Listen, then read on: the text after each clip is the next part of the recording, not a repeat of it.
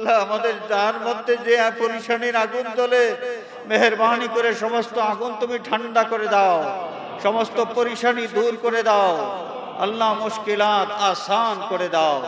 আয় আল্লাহ, জালিমের জুলুম থেকে তোমার কাছে পানাহ চাই, জাদুগরের জাদুর থেকে পানাহ চাই। আয় আল্লাহ, জিন্নাতি ইনসানি ফিতনা থেকে পানাহ চাই। অনেক মানুষ অনেক নেক আশা অন্তরের মধ্যে রেখেছেন। আল্লাহ তোমার হাবিবের ওসিলায় প্রত্যেকের নেক আশাগুলো পুরা করে দাও।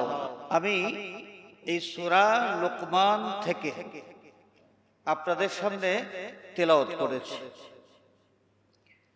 এই লুকমান কে ছিলেন? তাফসীরের কিতাব স্টাডি করলে দেখা যায় সাইয়্যিদনা হযরতে লুকমান আলাইহিস সালাম, ওনার ব্যাপারে জমহুর উলামায়ে কেরামের যে অভিমত যে তিনি নবী ছিলেন না। হযরতে ইকরামা রাহিমাহুল্লাহ শুধুমাত্র তিনিই বলেছেন যে হযরতে লুকমান আলাইহিস সালাম নবী ছিলেন, কিন্তু বাকি সকলের অভিমত হলো এবং গ্রহণযোগ্য অভিমত হলো তিনি নবী ছিলেন না, বরং আল্লাহর মকবুল মাহবুব একজন ওলি ছিলেন। এই ব্যাপারে ইমাম দাইলামী রাহমাতুল্লাহ আলাইহি সাইয়্যিদনা হযরতে আব্দুল্লাহ বিন ওমর রাদিয়াল্লাহু তাআলা আনহুমা থেকে একখানা হাদিস উল্লেখ করেছেন যে قال سمعت النبي صلى الله عليه وسلم يقول لم يكن لقمان نبيا ولكن كان عبدا صالحا। রাসূল পাক সাল্লাল্লাহু আলাইহি ওয়াসাল্লাম ইরশাদ করেছেন যে লুকমান আলাইহিস সালাম তিনি নবী ছিলেন না, বরং আল্লাহর নেক একজন বান্দা ছিলেন। এই লুকমান আলাইহিস সালাম যার বক্তব্য, যার কিছু উপদেশ তার সন্তানের জন্য করেছেন, আল্লাহ রাব্বুল আলামিন এত বেশি পছন্দ করলেন যে কোরআনে কারীমের মাধ্যমে তার এই বক্তব্যটা কিয়ামত পর্যন্ত পৃথিবীর সমস্ত মানুষের জন্য রেখে দিলেন। সুবহানাল্লাহ। সাইয়্যিদনা লুকমান আলাইহিস সালাম তার নসবনামা হযরত মুহাম্মদ বিন ইসহাক রাহমাতুল্লাহ আলাইহি তিনি যেভাবে উল্লেখ করেছেন যে লুকমান বিন বাউর বিন বাকুর বিন তারুক হযরতে ইব্রাহিম আলাইহিস সালাতু ওয়াস সালামের ভাতিজার ঘরের নাতি সম্পর্কে ছিলেন। সম্পর্কে সাইয়্যিদনা হযরতে ইব্রাহিম আলাইহিস সালামের ভাতিজার ঘরের নাতি।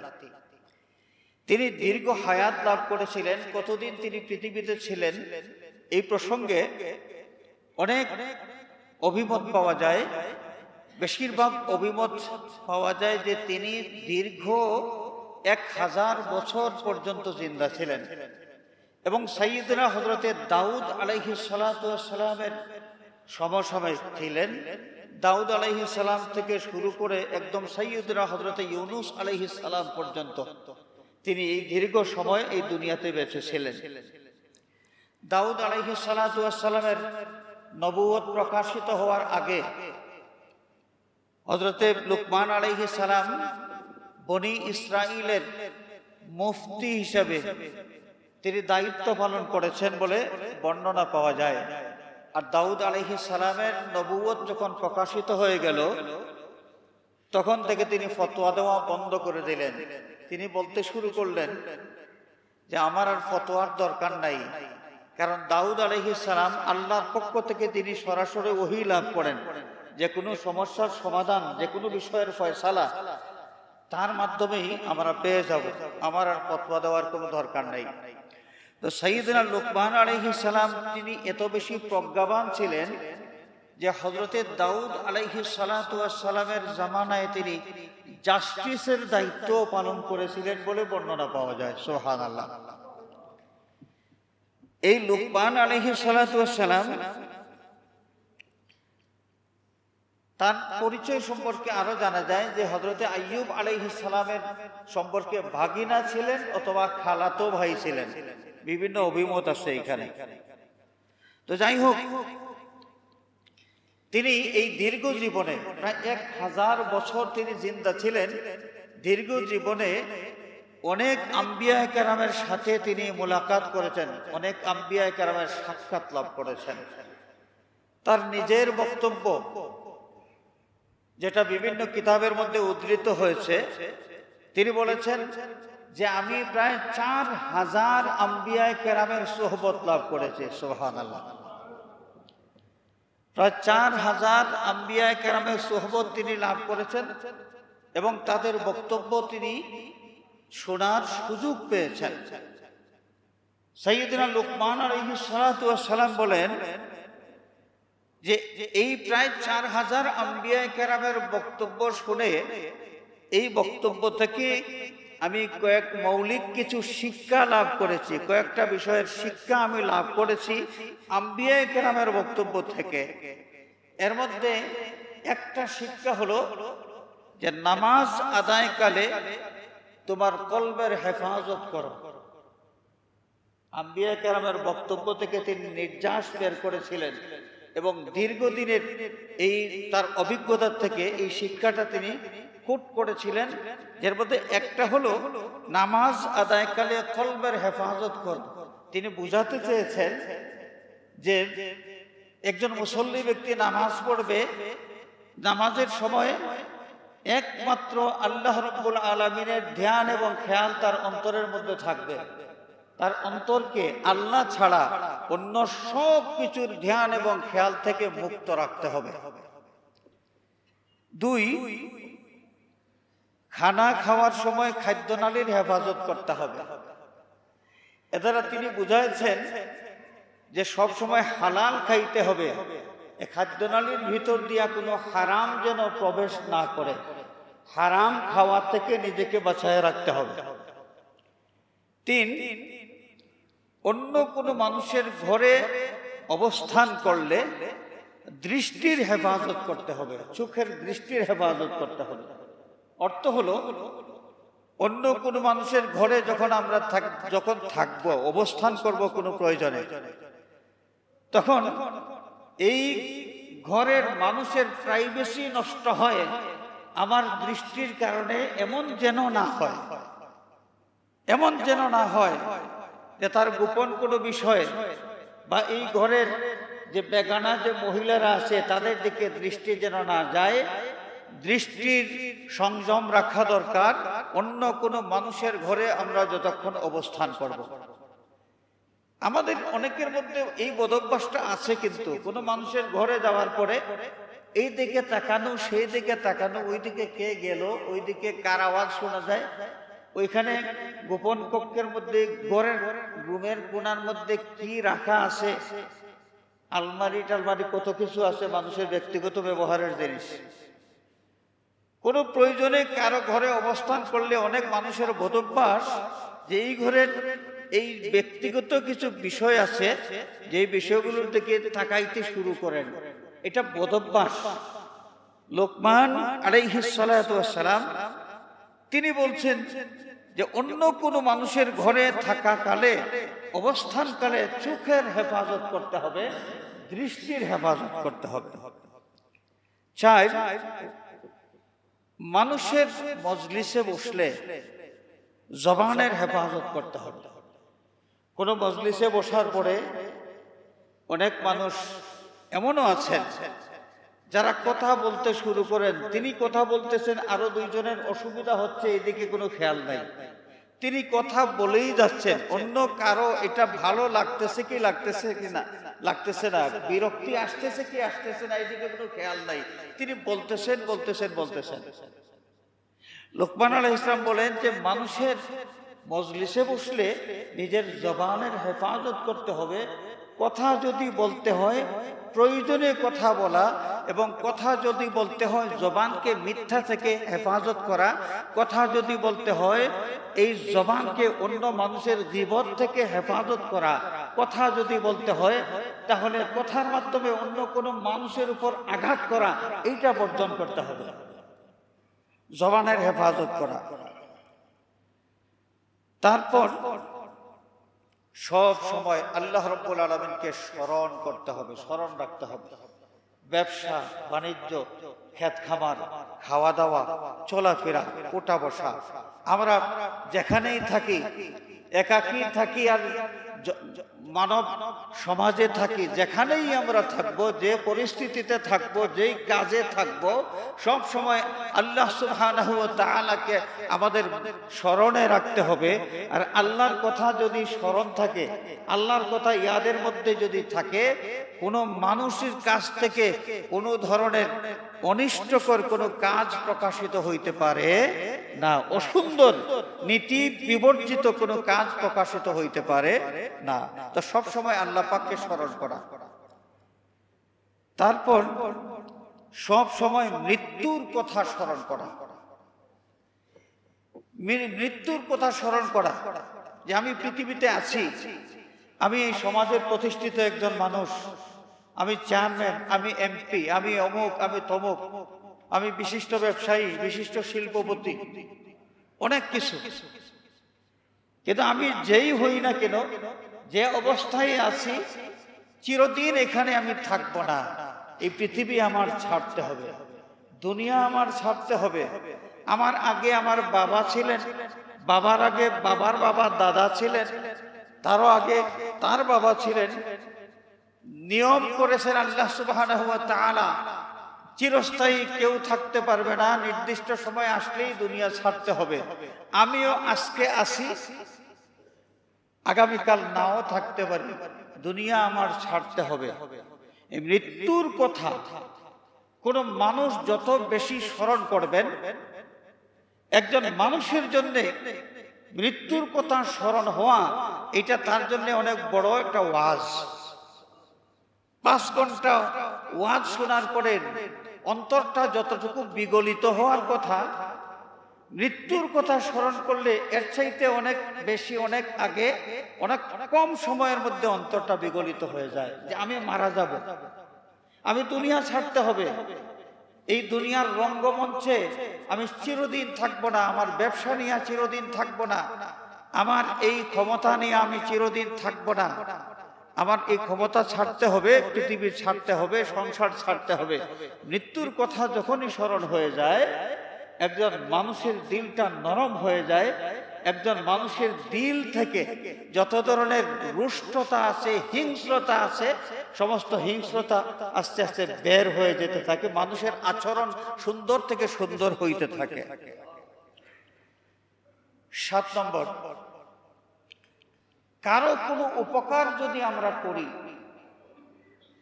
কারো কোনো উপকার যদি আমরা করি, তাহলে এটা বারবার আলোচনা করার মাধ্যমে ওই ব্যক্তিকে লজ্জার মধ্যে ফেলে না দেওয়া। আমাদের সমাজের কিছু মানুষের বদভ্যাসই আছে। বদভ্যাসটা হলো যে সামান্য কোনো উপকার যদি আমরা করতে পারি, গপ শুরু হয়ে গেল, গল্পের একটা খোরাক হয়ে গেল, এটা অমুককে আমি এই করেছি, তমুককে সেই করেছি, তমুককে সেই করেছি, 3 টাকা দেয়া যদি সহযোগিতা করি তো 10 টাকার গপে একদম জীবন শেষ। কিন্তু না, লোকমান হাকিম আলাইহিস সালাম তিনি বলছেন যে আমার এই দীর্ঘদিনের অভিজ্ঞতা এবং প্রায় 4000 আম্বিয়া কেরামের সোহবতে থাকার পরে আমি যে মূল যে কয়েকটা শিক্ষা পেয়েছি, এর মধ্যে একটা হলো যে অন্য কারো উপকার যদি আমরা করে থাকি, এটাকে গল্পের বিষয় আমরা বানাবো না, এটাকে গোপন রাখবো। আমরা উপকার করেছি আল্লাহ রাব্বুল আলামিনকে খুশি করার জন্য, আল্লাহ পাক দেখেছেন, এর বিনিময় তিনি দিবেন। দুনিয়ার মানুষের কাছে এই গপ ঝেড়ে এইখান থেকে বাহবা পাওয়ার কোনো আশা বা কোনো আকাঙ্ক্ষা আমরা করব না। 8 নম্বর, কোনো মানুষ যদি কষ্ট দেয়, কোনো মানুষ যদি কষ্ট দেয়, আমাদের অনেক মানুষের বদভ্যাস, আমাদের সমাজের মধ্যে এটা অনেক প্রচলিত আছে যে কোনো মানুষের সাথে খারাপ ব্যবহার যদি করে কোনোদিন, এটা আমরা সহজে ভুলতে পারি না, এবং আমরা বছরের পর বছর অপেক্ষা করি যে ওই লোকটা আমাকে আঘাত করেছিল, এর প্রতিশোধ আমি নিতে পারি কিনা। 1 বছর পারি না, 2য় বছর আমি অপেক্ষা করি, 2য় বছর পারি না, 3য় বছর অপেক্ষা করি। দেখা যায় যে 20 বছর আগে কোনো মানুষ যদি কোনো কষ্ট দিয়ে থাকে, সেইটা স্মরণ করে আমরা এই প্রতিশোধ নেওয়ার চেষ্টা করি। না, ইমানদারের চরিত্র এমন হওয়া উচিত নয়। আল্লাহ রাব্বুল আলামিন কোরআনে পাকে একদল মানুষের প্রশংসা করেছেন। এই প্রশংসা যাদের করেছেন তাদের মধ্যে একদল মানুষ ওয়াল আফিনা আনিন নাস, ওয়াল আফিনা আনিন নাস, মানুষ কষ্ট দিয়েছে, কষ্ট পাওয়ার পর যে কষ্ট দিল তাকে মাফ করে যারা দেয়, আল্লাহ রাব্বুল আলামিন আল্লাহু ইউহিব্বুল মুহসিনিন, আল্লাহ রাব্বুল আলামিন এই সৎকর্মশীলদেরকে মহব্বত করেন। সুবহানাল্লাহ। তো আল্লাহর মহব্বত পাওয়ার জন্য আমাদের উচিত হবে, কেউ যদি আমাকে ব্যক্তিগতভাবে কষ্ট দেয় তাহলে আমি এই কষ্ট ভুলে যাব, তাকে আমি মাফ করে দেব। তা আমি যে এই ত্যাগটুকু যদি স্বীকার করতে পারি, আমার লাভ কি হবে? যে আল্লাহ রাব্বুল আলামিনের মহব্বতের পাত্র আমি হয়ে যাব, আল্লাহর মহব্বত আমি হাসিল করতে পারবো। সুবহানাল্লাহ। কোরআন শরীফ কি মিথ্যা হইতে পারে? কোরআন শরীফ কি মিথ্যা? কোরআন শরীফ যদি সত্য হয়, আল্লাহর কালাম যদি সত্য হয়, আল্লাহর ওয়াদা যদি সত্য হয়, তাহলে আল্লাহ পাক জানিয়ে দিয়েছেন আল্লাহু ইউহিব্বুল মুহসিনিন। অনেকগুলো গুণের কথা বলে আল্লাহ পাক বলেছেন আল্লাহ সৎকর্মশীলদেরকে মহব্বত করেন। এর সৎকর্মের মধ্যে একটা হলো মানুষকে মাফ করে দেওয়া। কেউ কষ্ট দিয়েছে তাকে কি মাফ করে দিয়ে এই কষ্টের কথা ভুলে যাওয়া। তো লোকমান হাকিম আলাইহিস সালাম তিনি তার দীর্ঘদিনের অভিজ্ঞতা থেকে তিনি যে জ্ঞানের কিছু বিষয় তিনি সংগ্রহ করেছেন, এর মধ্যে এই 8টা বিষয় তিনি উল্লেখ করেছেন। তো হাজিরিনে কেরাম, এই লোকমান হাকিম তিনি কে ছিলেন, কেমন ছিলেন? ইতিহাসের মধ্যে অনেকেই তাকে হাইলাইট করেন কিভাবে তিনি হাবশী একজন কৃতদাস ছিলেন, গোলাম ছিলেন, এই ছিলেন সেই ছিলেন। পরিবেশ পরিস্থিতির কারণে এইটা হইতে পারে, কিন্তু তার হাবশী গোলাম হওয়া এটা হাইলাইট হওয়ার বিষয় নয়। এই লোকমান হাকিম আলাইহিস সালাম তিনি দাউদ আলাইহিস সালামের রাজত্বকালে, শাসন আমলে জাস্টিসের দায়িত্ব পালন করেছেন। তার এই যোগ্যতার কথা ভুলে গিয়ে তিনি হাবশী গোলাম ছিলেন, এই পরিচয় শুধু শুধু উল্লেখ করা এটা তো ইনসাফ হবে না। তো তিনি আল্লাহ রাব্বুল আলামিন তাকে যে জ্ঞান দান করেছেন, প্রজ্ঞা দান করেছেন, যে কোনো বিষয়ের সঠিক ফয়সালা দেওয়ার মতো ক্ষমতা দান করেছেন। তার কাছ থেকে সুন্দর সুন্দর কথাবার্তা শোনা যেত এবং লোকজন তার কথাবার্তা শোনার জন্য হাজির হয়ে যেতেন। সারাদিনের ব্যস্ততার পর যখন তিনি বাড়িতে বসতেন একাকী, তখন হাজার হাজার লোকজন জড়ো হয়ে যেত তার প্রজ্ঞাপূর্ণ সেই কথাবার্তাগুলো শোনার জন্য। তার সাহেবজাদা ছিলেন, তার সন্তান, যেই সন্তানকে তিনি নসিহত করেছেন, যেই নসিহতগুলো আল্লাহ রাব্বুল আলামিন কোরআনে পাকের মধ্যে উল্লেখ করেছেন, সেই সন্তানকে তিনি বিভিন্ন সময় বিভিন্নভাবে জ্ঞানের শিক্ষা দিয়েছেন। একদিন একটা রেওয়ায়াত পাওয়া যায়, বাবা এবং ছেলে, বাবা এবং ছেলে অর্থাৎ লোকমান হাকিম আলাইহিস সালাম এবং তার সাহেবজাদা, তার ছেলে একসাথে কোথাও যাচ্ছেন, গাধার পিঠে হয়। তো বাবা বসেছেন গাধার পিঠে, ছেলে গাধার লাগাম ধরে ধরে চলতেছেন।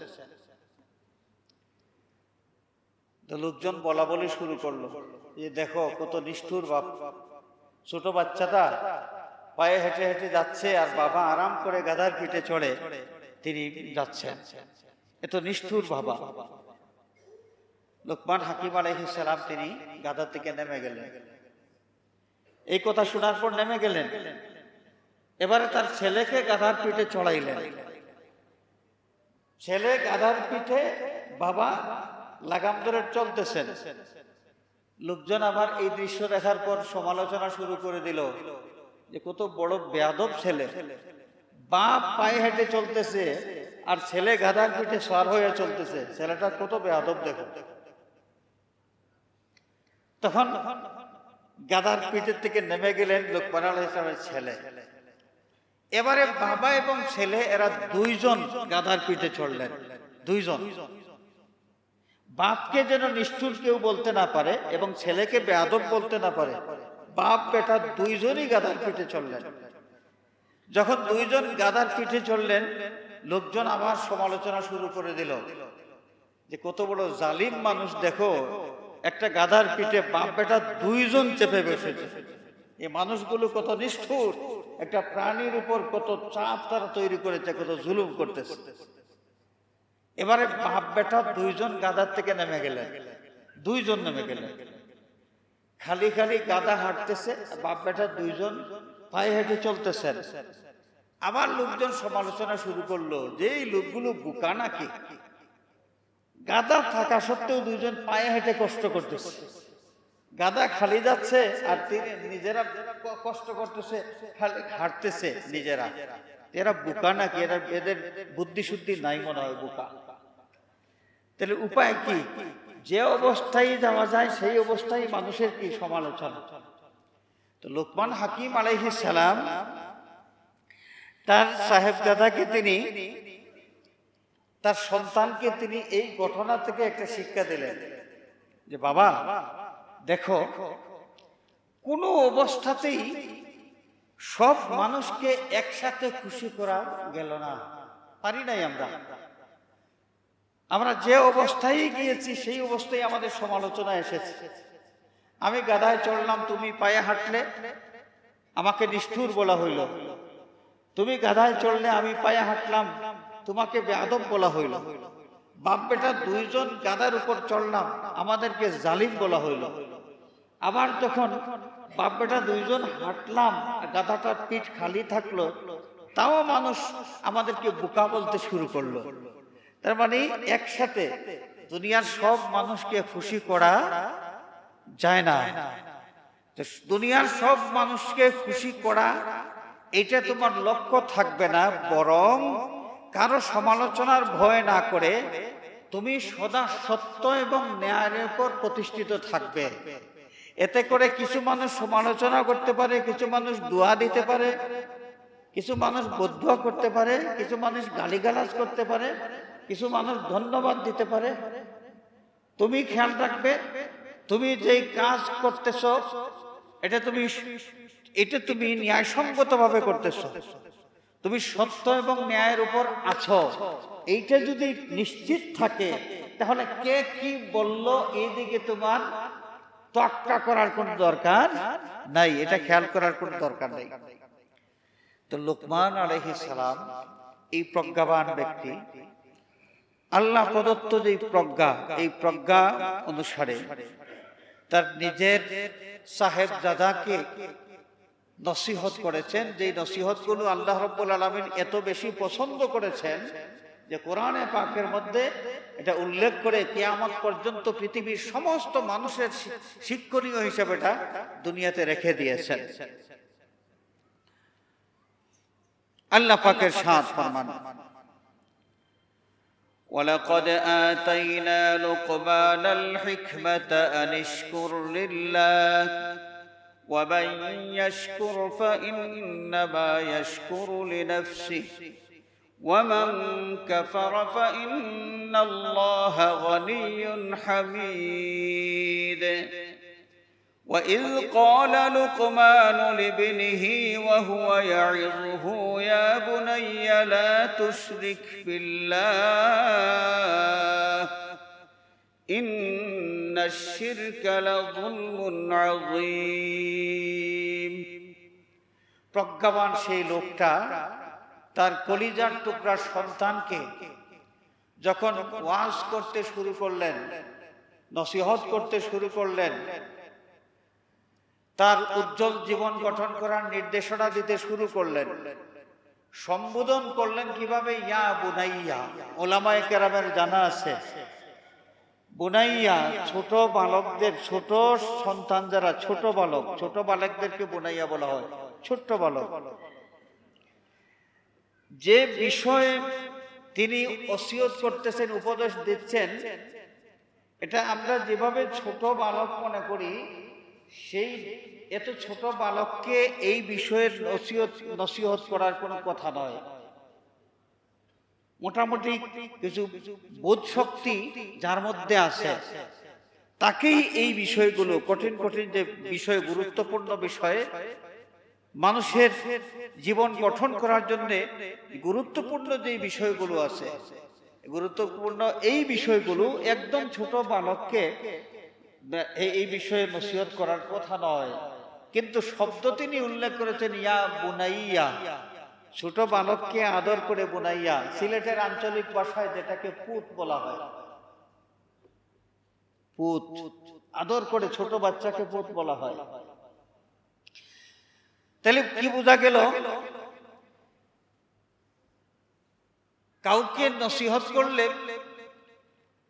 এই সম্বোধনের মধ্যে একটা মায়া থাকতে হবে। মায়ার সম্বোধন করে যদি কোনো কথা বলা হয় তাহলে এই কথাটা এফেক্টিভ হয়, এই কথাটা আসর করে খুব বেশি। সাইয়্যিদুনা লুকমান আলাইহিস সালাম আদরের সম্বোধন করে তার সন্তানকে বললেন ইয়া বুনাইয়া। তারপর যে বিষয়টা তিনি নসিহত করলেন সেটা হলো লা তুশরিক বিল্লাহ। মহান মালিক আল্লাহ রাব্বুল আলামিনের জাতের পরিচয় দিতে শুরু করলেন যে আল্লাহ এমন সত্তা, যে মহান সত্তার মতো তার সমকক্ষ আর কেউ হইতে পারে না। সুতরাং কোনোভাবে, কোনো ব্যাপারে, কোনো বিষয়ে অন্য কেউ আল্লাহর মতো এইটা বিশ্বাস করা যাবে না। অন্য কেউ আল্লাহর মতো মাবুদ এটা বিশ্বাস করা যাবে না। অন্য কেউ আল্লাহর মতো গুণ সম্পন্ন এটা বিশ্বাস করা যাবে না। আল্লাহ এমন সত্তা, লা দিদ্দা লাহু ওয়ালা নিদ্দা লাহু ওয়ালা মিসলা লাহু ওয়ালা শাবিহা লাহু ওয়ালা কুফুয়া লাহু। আল্লাহর মতো, আল্লাহর সদৃশ, আল্লাহর সমান আর কেউ নাই, কিছু হইতে পারে না। সাইয়্যিদুনা লুকমান আলাইহিস সালাম নিজের সন্তানকে প্রথমেই ওসিয়ত করতে গিয়ে আল্লাহ রাব্বুল আলামিনের যে পরিচয়, আল্লাহর ব্যাপারে দৃষ্টিভঙ্গি কেমন হওয়া উচিত, আল্লাহর ব্যাপারে আকীদা কেমন হওয়া উচিত, এই প্রসঙ্গে তার সন্তানকে তিনি নসিহত দিতে শুরু করলেন। ইয়া বুনাইয়া লা তুশরিক বিল্লাহ ইন্নাশ শিরকা লাযুলমুন আযীম। শিরিক করা এটা অত্যন্ত বড় পাপ, আর এটা এমন একটা পাপ, মানুষ যখন পাপ করে তো আল্লাহ রাব্বুল আলামিন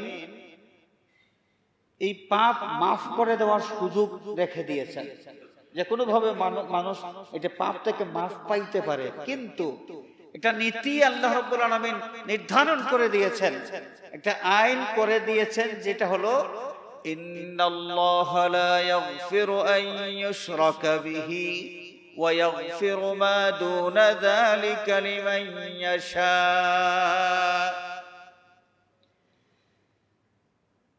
যেই ব্যক্তি, যেই লোকগুলো আল্লাহ রাব্বুল আলামিনের সাথে শিরিক করলো, আল্লাহ রাব্বুল আলামিন তাদেরকে কখনো মাফ করে দেবেন না।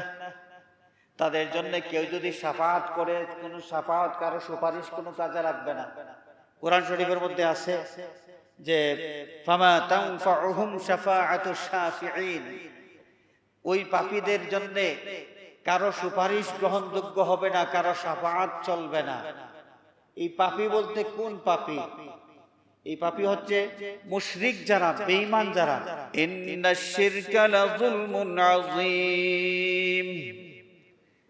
বাবা যখন সন্তানকে আল্লাহ রাব্বুল আলামিনের পরিচয় দিতে শুরু করলেন এবং আল্লাহর ব্যাপারে সন্তানের আকীদা কেমন হওয়া উচিত, আকীদা বিশুদ্ধকরণের এই ওয়াজটা করলেন, আল্লাহ রাব্বুল আলামিন এত খুশি হয়ে গেলেন যে এই সন্তানের সামনে এই প্রসঙ্গে মাঝখানে আল্লাহ পাকের পক্ষ থেকে কিছু ওয়াজ, আল্লাহর পক্ষ থেকে কিছু ওয়াজ এখানে আল্লাহ রাব্বুল আলামিন ঢুকিয়ে দিলেন। ওয়াসাইনাল ইনসানা বিওয়ালিদাইহি, আল্লাহ রাব্বুল আলামিন ইরশাদ ফরমান যে আমি মানুষ জাতির কাছে আমার এই ওসিয়ত, আমার এই বিধানটা তাদের জন্য আমি নির্ধারণ করে দিয়েছি। আমার বিধান হলো যে হামালাতহু উম্মুহু ওয়াহনান আলা ওয়াহনিন, প্রত্যেকটা সন্তান তার মা বাবার সাথে যেন ভালো ব্যবহার করে, উত্তম ব্যবহার করে, মহব্বতের ব্যবহার করে। কারণ কি? কারণ হিসাবে আল্লাহ পাক উল্লেখ করেন যে হামালাতহু উম্মুহু ওয়াহনান আলা ওয়াহনিন, কষ্টের পর কষ্ট সহ্য করে একজন মা একটা সন্তানকে উদরে ধারণ করেছে। যেই সন্তান পৃথিবীতে আসার পর বিশাল প্রভাবশালী একজন মানুষ, বিশাল অনেক বড় পহলওয়ান, অনেক বড় ক্ষমতাধর একজন মানুষ, এই লোকটা এই পৃথিবীর আলো দেখার আগে মায়ের পেটে যখন ছিল তাকে বহন করেছেন তার মা। সেই ক্ষেত্রে কষ্টের পর কষ্ট তাকে এই মাকে সহ্য করতে হয়েছে। তা আল্লাহ রাব্বুল আলামিন এটা স্মরণ করে দিচ্ছেন দুনিয়ার প্রত্যেকটা সন্তানকে, এবং এই আইনটা জারি করে দিয়েছেন ওয়াসাইনাল ইনসানা, আমি প্রত্যেকটা মানুষের জন্য এই বিধান জারি করেছি বিওয়ালিদাইহি ইহসানা। অন্য আয়াতের মধ্যে এসেছে যে প্রত্যেকটা সন্তান মা বাবার সাথে উত্তম আচরণ করতে হবে। আর কারণ আল্লাহ পাক কিছু ব্যাখ্যা করে, কিছু কারণ উল্লেখ করেছেন সন্তান যাতে বুঝতে পারে এই বিষয়টা, যে মা কষ্টের পর কষ্ট সহ্য করে তাকে উদরে ধারণ করেছেন। ওয়াফিসালুহু ফি আমাইনি, এবং একটানা দুধ ছাড়াইতে তার 2 বছর সময় লেগেছে। 2টা বছর এই মায়ের দুধ পান করে একটা বাচ্চা তার অস্তিত্ব নিয়ে পৃথিবীতে বাঁচতে হয়েছে। আনিশকুরলি ওয়া লিওয়ালিদাইক, আল্লাহ রাব্বুল আলামিন এখানে উল্লেখ করছেন যে দুনিয়ার মানুষ, প্রথমত আমি যে আল্লাহ তোমাকে এই পৃথিবীতে আনার জন্য তোমার মায়ের উদরের সেই সুন্দর বিছানার ব্যবস্থা করেছে, তোমার মায়ের উদরে থাকা অবস্থায় তোমার রিজেকের ব্যবস্থা করেছে, তোমার নিরাপত্তার ব্যবস্থা করেছে, সব করেছি। সুন্দর অবয়ব দিয়া তোমাকে গঠন করেছি। লাকাদ খালাকনাল ইনসানা ফি আহসানি তাকওয়িম, তোমাকে গঠন করেছি এমন একটা আকৃতিতে যে আকৃতি আমি নিজে পছন্দ করেছি। তো তুমি প্রথমে আমার শুকরিয়া আদায় করবে, আমার কৃতজ্ঞতা তুমি আদায় করবে। এরপরে তোমার উচিত হবে তোমার মা বাবার কৃতজ্ঞতা আদায় করা। মা বাবার যত ইহসান তোমার প্রতি আছে, সেই ইহসান এর শুকরিয়া আদায় করা তোমার দরকার। মা বাবার ইহসানের শুকরিয়া আদায় করা কিভাবে? একজন সন্তান তিনি টাকা পয়সা ইনকাম করেন, কামাই করেন, ব্যবসা করেন, অথবা বিদেশে থাকেন, টাকা রুজি করেন, মা বাবার খাওয়া দাওয়া, কাপড় চোপড়, ঔষধপাতি সবকিছুর ব্যবস্থা তিনি করতেছেন তার আয়ের রোজগারের টাকা দিয়া। এই সন্তান যদি মনে করেন যে মা বাবার যত পাওনা আছে, যত হক আছে আমার উপর, সেই হকটা মনে হয় আমি আদায় করতে পেরেছি, না। আল্লাহ রাসূল সাল্লাল্লাহু আলাইহি ওয়াসাল্লামের একজন সাহাবী রাসূল পাক সাল্লাল্লাহু আলাইহি ওয়াসাল্লামের খেদমতে হাজির হয়ে আরজ করেন, ইয়া রাসূলুল্লাহ, ইয়া হাবিবাল্লাহ, আম্মা জানকে হজের মধ্যে আমি নিয়ে এসেছি। আমার আম্মাকে পায়ে হাঁটার কোনো সুযোগ আমি দেই নাই। আমার কাঁধে করে গোটা হজের সফর আমি আমার মাকে নিয়ে ঘোরাফেরা করেছি। আমি মিনায় গিয়েছি, আমার মাকে কাঁধে করে নিয়ে মিনার থেকে আরাফায় গিয়েছি, আরাফাত থেকে মুজদালিফায় গিয়েছি, মুজদালিফা থেকে কাবা শরীফ গিয়েছি, কাবা শরীফের তাওয়াফ করেছি। আমার আম্মাজানকে মাটিতে একটা কদম ফেলার কোনো সুযোগ আমি দেই নাই। কাঁধে করে বহন করে আমি চলাফেরা করেছি। ইয়া রাসূলুল্লাহ, আমি কি আমার মায়ের কিছু হক আদায় করতে পেরেছি? আল্লাহ রাসূল সাল্লাল্লাহু আলাইহি ওয়াসাল্লাম জবাব দিলেন, আমার সাহাবীরে, শুধু হজের সফর নয়, তোমার গোটা জিন্দেগি যদি তোমার মাকে তোমার কাঁধে করে বহন করে তুমি চলাফেরা করো, মায়ের একটা নিঃশ্বাসের হক আদায় করা তোমার পক্ষে সম্ভব হবে না। এজন্য আমাদের চিন্তা করতে হবে। আল্লাহ সুবহানাহু ওয়া তাআলা, আল্লাহ সুবহানাহু ওয়া তাআলা এই জন্য বারবার তাকিদ দিয়েছেন যে আনিশকুরলি ওয়া লিওয়ালিদাইকা, আমার নেয়ামত তুমি ভোগ করতেছো, বান্দা আমার শুকরিয়া তুমি আদায় করো। এবং শুনে রাখো, তোমার মা বাবার যত ইহসান তোমার উপর আছে, সেই ইহসানের কথা তুমি ভুলে যাও না, সেই ইহসানের শুকরিয়া আদায় করতে থাকো। حملته أمه وهنا على وهن وفصاله في عامين أن اشكر لي ولوالديك إلي المصير। আল্লাহ রাব্বুল আলামিন এখানে একটা রেড সিগন্যাল দিয়ে রেখেছেন, রেড সিগন্যাল। ওয়াজ তো করলাম বান্দা, আমার ওয়াজ শোনার পর কে কতটুকু মেনে চলো এটাও দেখবো, এবং এর জবাবদিহিতার জন্য তোমাকে হাজির হওয়া লাগবে। কোথায়? ইলাইয়াল মাসির, দুনিয়ার সফর তোমার শেষ হবে। এই দুনিয়ার সফর শেষ হয়ে যাওয়ার পরে কবরের বাসিন্দা হবে, কবর থেকে হাসর, সেই হাসরে তুমি আবার ফিরে আমার কাছে আসতে হবে। এবং পৃথিবীতে থাকা অবস্থায় আমার পক্ষ থেকে যত ওয়াজ তোমার কাছে আমি পেশ করেছিলাম, আমার পক্ষ থেকে যত ওয়াজ তোমার সামনে তুলে ধরা হয়েছে, সেই ওয়াজ তুমি কতটুকু মেনে চলেছো, কতটুকু এর আনুগত্য তোমার মধ্যে ছিল, এইটা একটা জাজমেন্টের জন্য তোমাকে আমার দরবারে হাজির হওয়া লাগবে। আল্লাহ রাব্বুল আলামিন এখানে সিগন্যাল দিয়ে রেখেছেন একটা, ইলাইয়াল মাসির, বান্দাবান্দি তোমরা শুনে রাখো, ওয়াজ যেটা করেছি কতটুকু তোমরা মেনে চলতেছো, এর জবাবদিহিতার জন্য আমার দরবারে তোমার হাজির হওয়া লাগবে। وإن جاهداك على أن تشرك بي ما ليس لك به علم فلا تطعهما। মা বাবার কথা মেনে চলতে হবে। যতক্ষণ পর্যন্ত মা বাবা আল্লাহর নাফরমানির ভিত্তিতে, আল্লাহর নাফরমানির ব্যাপারে কোনো নির্দেশ দিবেন না, মা বাবার নির্দেশ যতক্ষণ পর্যন্ত আল্লাহর নাফরমানির ভিত্তিতে হবে না, ততক্ষণ পর্যন্ত মা বাবার আদেশ মেনে চলতে হবে। আর যখনই আল্লাহর নাফরমানির দিকে মা বাবা সন্তানকে হুকুম দিবেন, ওয়া ইন জাহাদাকা আলা আন তুশরিকা বি মা লাইসা লাকা বিহি ইলম, মা বাবা বললেন যে তুমি শিরিক করো, এক আল্লাহর ইবাদত তুমি করতেছো, এটা যেন না হয়, তুমি মূর্তি পূজা শুরু করো, তুমি শিরিক করো, সন্তানের উপর চাপ দেওয়া শুরু করলেন। আল্লাহ রাব্বুল আলামিন স্পষ্ট জানিয়ে দিয়েছেন, সন্তান মা বাবাকে তুমি মেনে চলতে হবে, কিন্তু এইটা তুমি মানতে পারবে না যেটা আল্লাহর নাফরমানির ভিত্তিতে এই নির্দেশটা আসে, এটা তুমি মানবে না। এখন আরেকটা বিষয়, তো মা অথবা বাবা ও মুসলিম সন্তান ইসলাম ধর্ম কবুল করেছেন, ইমানদার মুসলমান, তো সন্তানের প্রতি মা বাবার দৃষ্টিভঙ্গি খারাপ কেন? মুসলমান হইল এবং বলতেছেন যে তোমার ইসলাম ধর্ম তুমি ত্যাগ করো, মা বাবা বলতেছেন ইসলাম ধর্ম ত্যাগ করো, সন্তান তার এই নির্দেশ মানবে না, কিন্তু এই মা বাবার প্রতি খারাপ আচরণও করতে পারবে না।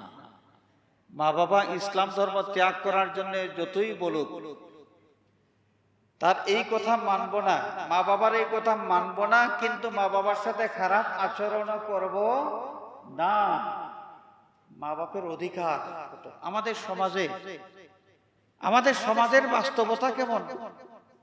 সন্তানেরা মা বাবার সাথে ঘাড় ফুলাইয়া যে কথাবার্তা বলে, আল্লাহ রাব্বুল আলামিন মা বাবার ব্যাপারে সন্তানের উপর যে বিধান জারি করেছেন, এর সাথে যদি আমরা মিলাই, সমাজের কতজন মানুষ আমরা আল্লাহর আদালতে আসামির কাঠগড়ায় দাঁড়াইতে হবে, এটা আমাদের চিন্তা করা দরকার। কোন সন্তান মা বাবার সাথে ঘাড় ফুলাইয়া কথাবার্তা বলার কোন যোগ্যতা কোনোদিন রাখবে না।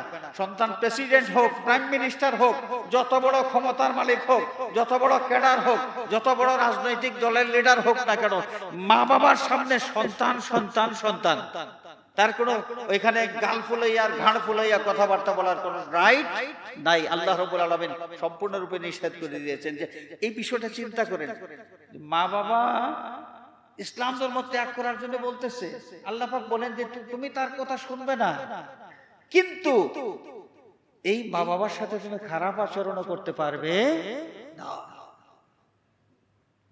ইসলামী শরীয়তের বিধান, কোন মা বাপ তাদের তাদের ধর্ম মতে, মনে করেন হিন্দু ধর্ম তারা অনুসরণ করতেছেন, তাদের ধর্ম মতে তাদের কোনো কাজ তারা করবেন। সন্তানকে বললেন, এই তুমি আমার জন্য 5 কেজি তিল নিয়ে এসো, তিল বাতাসা কি কি জানি তাদের পূজার কাজে ব্যবহার করা হয়ে থাকে।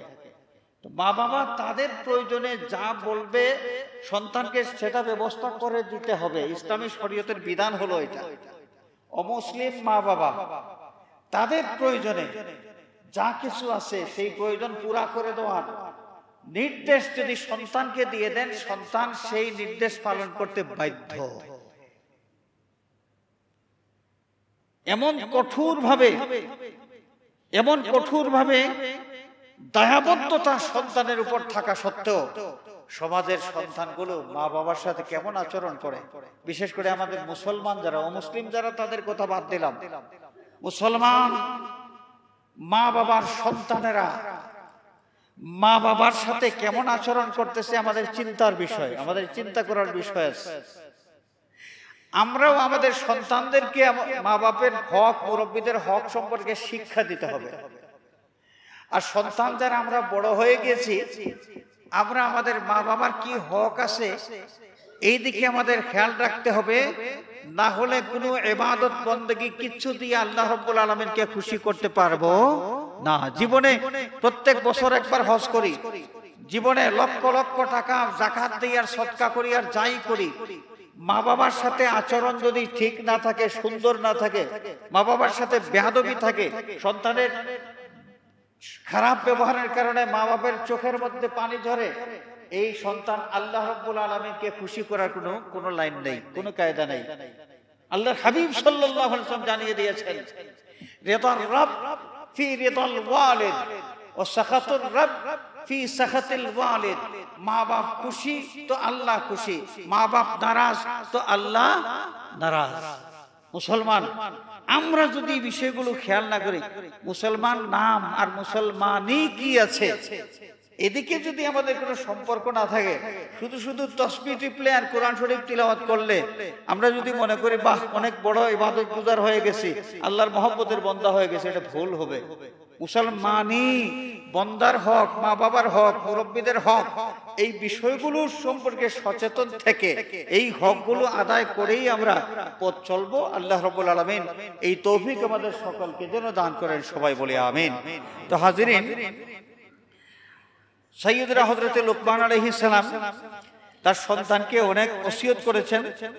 এখানে কয়েকটা বিষয়, যেমন আল্লাহ তাআলা সর্বব্যাপী এবং সব ক্ষমতার মালিক, এটা খেয়াল রাখতে হবে।